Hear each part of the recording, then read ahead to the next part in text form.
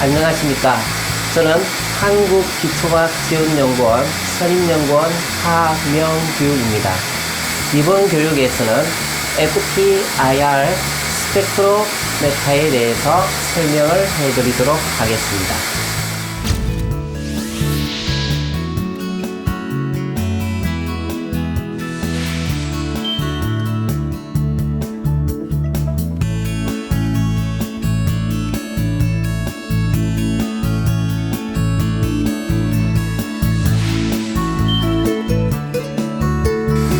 FTIR 스펙트로메타는 일반적으로 크게 두 가지 목적으로 사용이 되어집니다.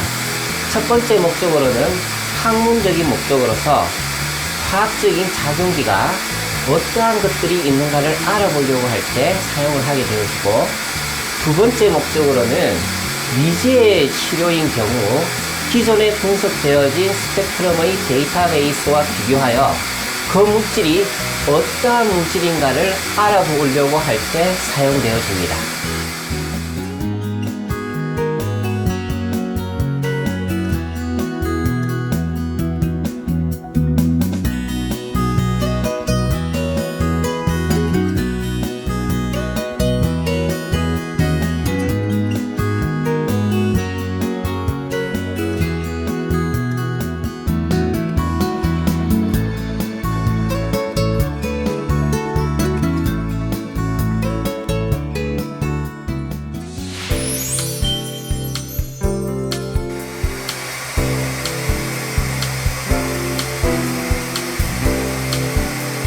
여러분들의 이해를 돕고자 장비를 개방해서 IR의 구성 요소들을 하나씩 설명해 드리도록 하겠습니다.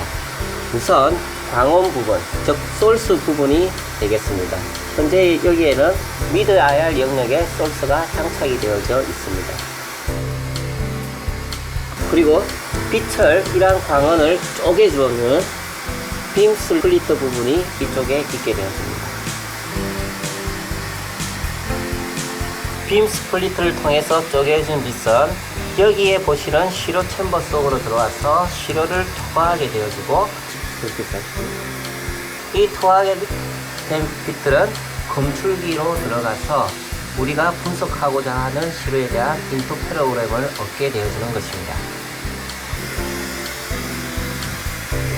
말씀드린 구성 요소 중에서 분석자가 수시로 교환을 해줘야 될 부분들이 있습니다. 그 중에서 한 가지가 빔 스플리트 부분인데, 빔 스플리트는 분석 시에는 장착을 해서 사용을 하지만 사용을 하지 않는 경우에는 장비로부터 분리를 시켜서 데시케이터 속에서 꼭 보관을 하셔야 됩니다.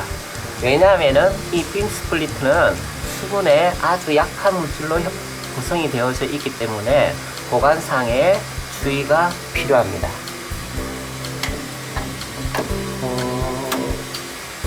다음으로는 우리가 시료를 분석할 때 사용하는 시료 홀더의 타입에 따라서 여러분들이 교체를 해줘야 됩니다. 현재 장착되어져 있는 모듈은 포타시움 브로마이드 펠렛을 만들어서 일반적으로 투과율을 보는 모듈이 되겠습니다. 이 경우에는 이 모듈을 가지고 사용하지만은 액체 시료나 다른 필름 타입의 형태의 시료를 분석할 때는 ATR 모듈로 바꾸어져야 합니다. 그 바꾸는 방법을 간단하게 보여드리도록 하겠습니다. 먼저 홀더를 제거를 시켜주시기 바랍니다.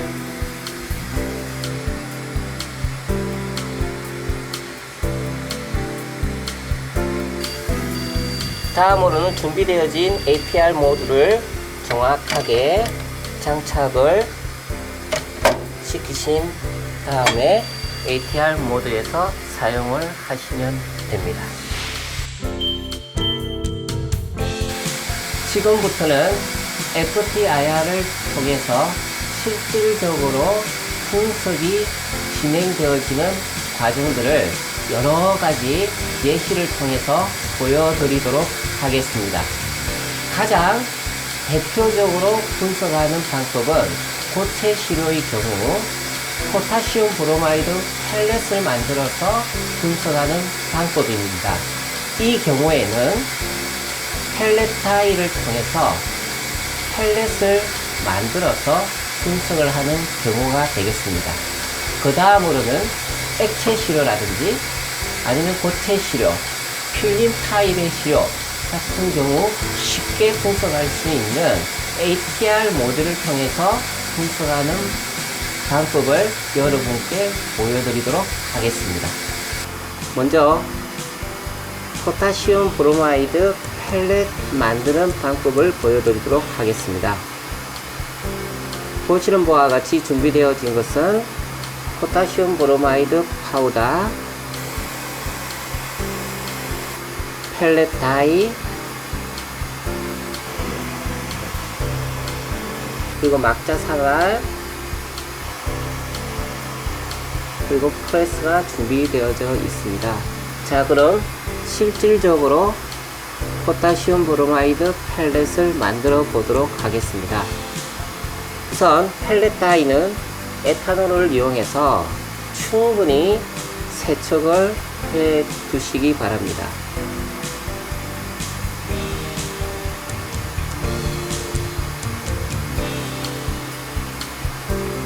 포타시움 브로마이드 파우더를 시약 스푼으로 한 스푼 정도 취하게 되어집니다.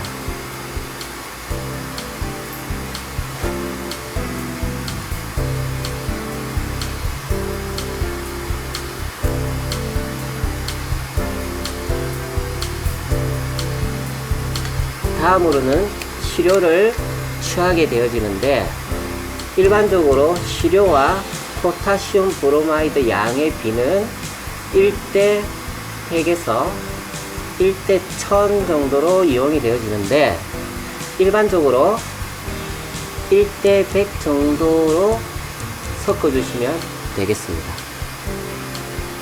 시료를 분주하신 다음에는 골고루 잘 섞이도록 잘 갈아주시기 바랍니다. 충분히 가신 다음에는 시료를 유산지에 잘 담아 두시면 되겠습니다.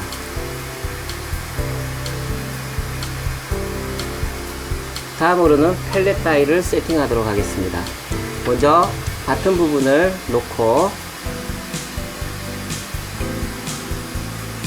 펠렛 다이를 물려주시기 바랍니다. 물르신 다음에 시료를 펠렛 다이 속으로 주입을 해야 되는데, 저 유산지를 통해서 담아서 주입을 시키시면 아주 손쉽게 주입을 하실 수가 있습니다.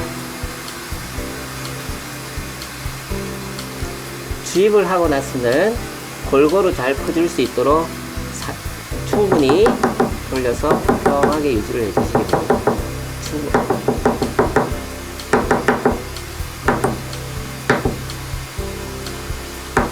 다음으로는 캡 쪽을 씌워 주시기 바랍니다.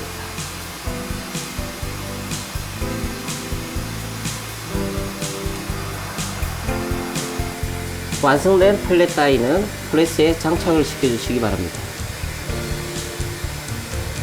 장착을 시키신 후 압력은 8에서 10톤의 압력을 가해 주시면 되겠습니다.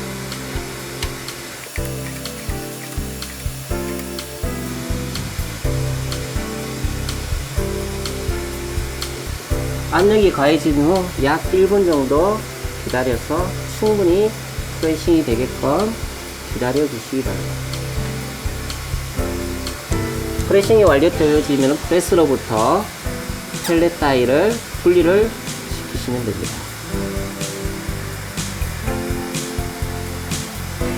펠렛 다이로부터 펠렛을 분리시키는 방법은 여러 가지가 있지만, 실험실에서 손쉽게 분리시킬 수 있는 방법으로 분리를 시켜보도록 하겠습니다.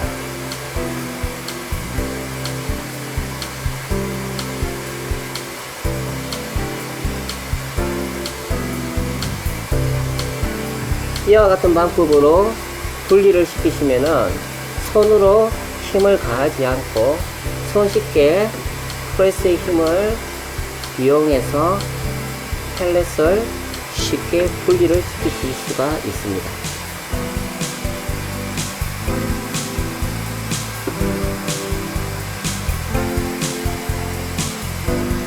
분리된 펠렛은 포셉으로 집어서 유산지에 잘 싸서 실험할 때까지 보관을 하시면 되겠습니다.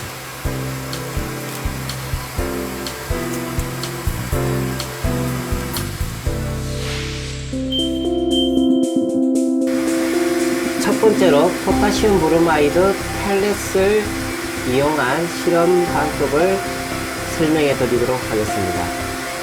먼저 모든 실험이 진행되기 전에는 장비상에 문제점이 있는지 없는지 확인을 하는 작업을 거쳐야 됩니다. 그래서 제일 먼저 체크 시그널을 통해서 인터페로그램과 스펙트럼이 정상적으로 나오는지를 확인을 해 주시기 바랍니다.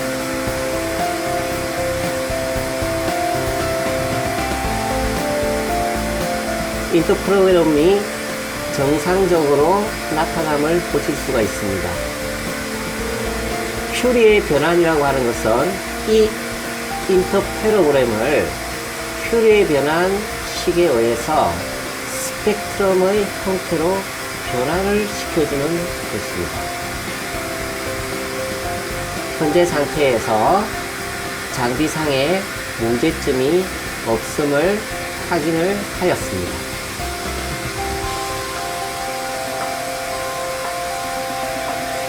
다음 과정으로서는 백그라운드를 먼저 찍어 놓으셔야 됩니다.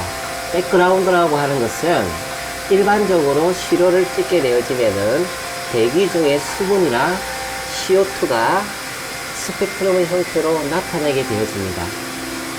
이러한 백그라운드를 찍어 놓음으로 해서 시료 분석 시 보정을 통해서 대기 중에 수분이나 CO2를 시료상에서 제거를 시켜줄 수가 있게 됩니다.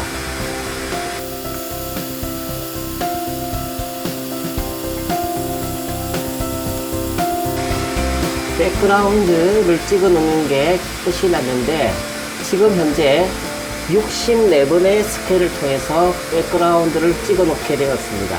이러한 스캔 수는 프로그램 상에서 조절이 가능하게 됩니다. 그래서 백그라운드 횟수가 현재 64번으로 설정이 되어져 있고 시료에 대한 스캔은 100번으로 되어져 있습니다. 만약 시료에 대한 시그널이 약한 경우에는 스캔 횟수를 좀 더 증가를 시켜주시면 좋고 시료에 대한 스펙트럼 시그널이 강할 때는 좀 낮춰주셔도 무방하게 되겠습니다. 그리고 저희가 시험 분석을 할 수 있는 IR의 영역은 미드 IR 영역이기 때문에 현재 400에서 4000 나노메타까지 저희들이 분석이 이루어지게 됩니다. 자, 그럼 실질적으로 포타시움 브로마이드 펠렛을 가지고 실험을 해보도록 하겠습니다. 먼저 시료 홀더를 분리를 시키신 다음에 준비되어진 펠렛을 홀더에 넣어주시면 됩니다.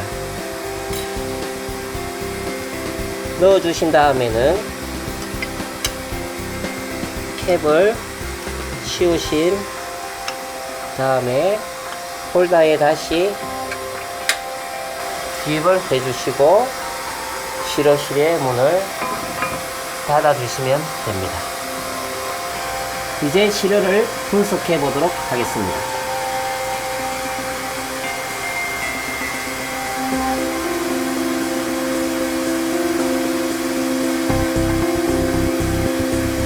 먼저 일반적인 스펙트럼이 나오게 되어지면은 스타트 매저먼트를 클릭을 해서 분석을 시작하시면 됩니다.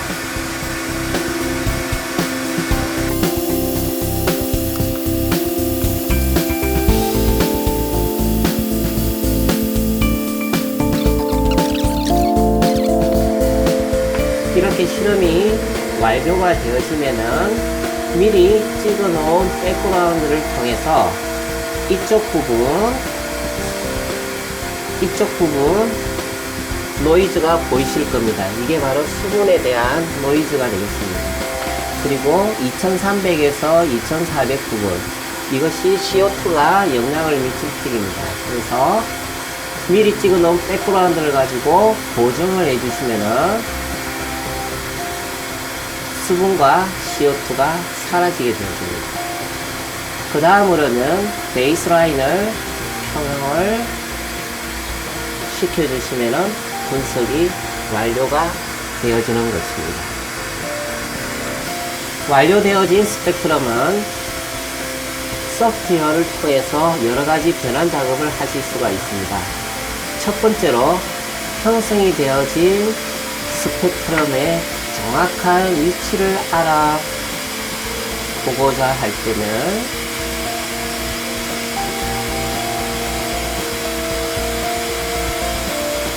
이와 같이 형성되어진 픽의 덩어리마다 정확한 위치를 연기할 수가 있습니다.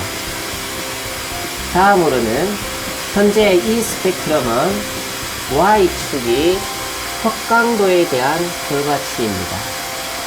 이것을 투과율에 대한 결과치로 변환을 시켜주고자 할 때는 소프트웨어를 통해서 간단하게 변환을 시켜 주실 수가 있습니다.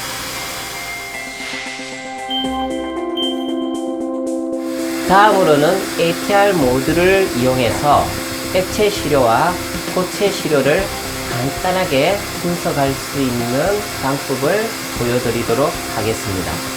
먼저 종이컵을 활용해서 고체 시료에 대한 분석법을 먼저 보여드리도록 하겠습니다. 여기에 종이컵이 있습니다. 종이컵은 물이나 음료수를 담아서 마시게 되어지는데, 종이와 물이 만나면은 젖어야 되는데, 그리고 망가져야 되는데, 종이컵은 그대로 형태를 유지를 하고 있습니다. 즉, 내부에 어떤 우리가 알지 못하는 물질로 코팅이 되어져 있다는 것입니다.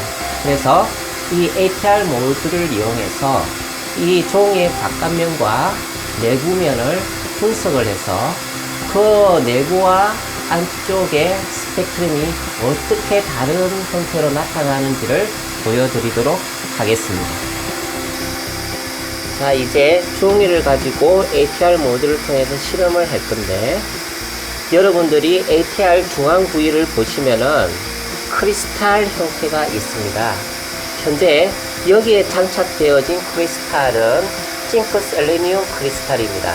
가장 광범위하게 사용하는 크리스탈이 되겠습니다. 우리가 분석하고자 하는 면을 크리스탈에 접촉을 시키신 다음에 실험을 하시면 되겠습니다. 우선 종이의 바깥면, 종이컵의 바깥면을 먼저 실험을 해보도록 하겠습니다.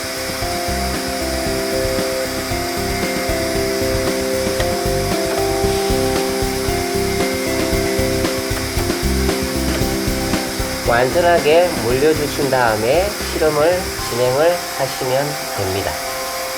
자, 그럼 종이의 컵의 바깥면에 대한 스펙트럼을 얻어보도록 하겠습니다.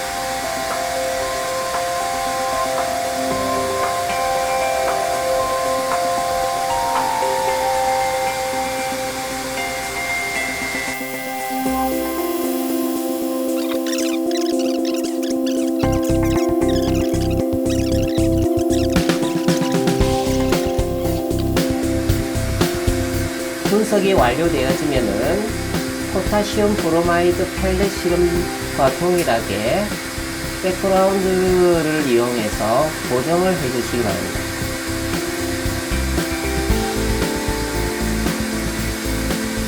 베이스라인도 안정을 시켜주시고요.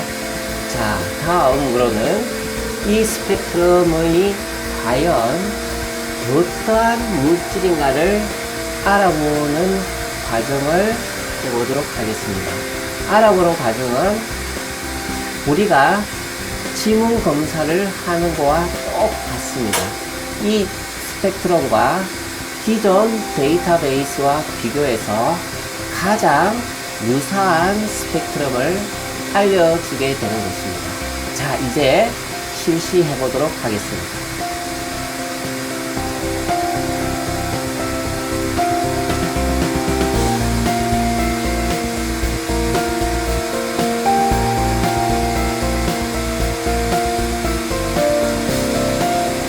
여기에 제일 호물호지가 높은 물질이 페이퍼라고 나왔습니다. 즉 종이컵의 바깥면은 페이퍼, 당연한 결과일 수밖에 없습니다. 여러분들이 보시면은 이 스펙트럼이 우리가 분석한 종이컵 바깥면에 대한 스펙트럼이고, 가장 유사도가 높다고 하는 스펙트럼이 파란색으로 표시가 되어져 있습니다. 즉 완전 동일한 형태의 스펙트럼, 즉 종이에 대한 스펙트럼이 되겠습니다. 자, 이제 종이컵의 안쪽 면에 대한 스펙트럼을 얻어보도록 하겠습니다.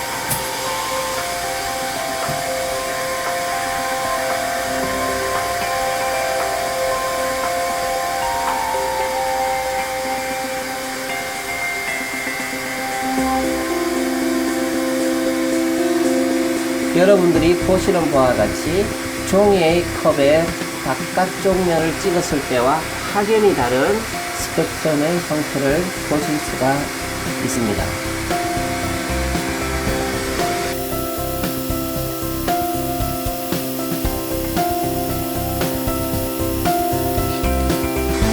완료된 스펙트럼에 대해서는 동일하게 백그라운드를 보정을 해주시고 베이스라인을 맞춰주신 다음에, 그럼 과연 이 스펙트럼이 어떠한 물질인지를 다시 데이터베이스에서 찾아보도록 하겠습니다.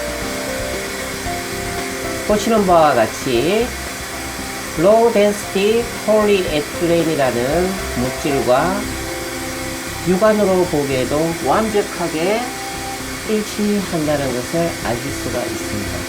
즉 종이컵의 안쪽 면은 폴리에틸렌으로 코팅이 되어져 있다는 것을 여러분들이 쉽게 아실 수가 있게 되는 것입니다. 즉 FTIR 분석을 통해서 미지의 물질이 어떠한 것인가를 데이터베이스와 비교를 해서 우리가 손쉽게 알아낼 수가 있다는 것입니다. 물론 데이터베이스 상에 미리 분석이 되어 있지 않은 물질에 대해서는 우리도 알 수가 없습니다. 고체 시료 같은 경우에는 ATR 크리스탈에 완전히 물려서 분석을 진행하지만, 액체 시료 같은 경우에는 크리스탈 위에 그대로 로딩만 시켜주시면 됩니다. ATR 중앙 부위에 있는 크리스탈 위에 시료를 그대로 로딩만 시키신 다음에 분석을 진행을 시켜주시면 됩니다. 자, 그럼 액체 시료에 대한 스펙트럼을 얻어보도록 하겠습니다.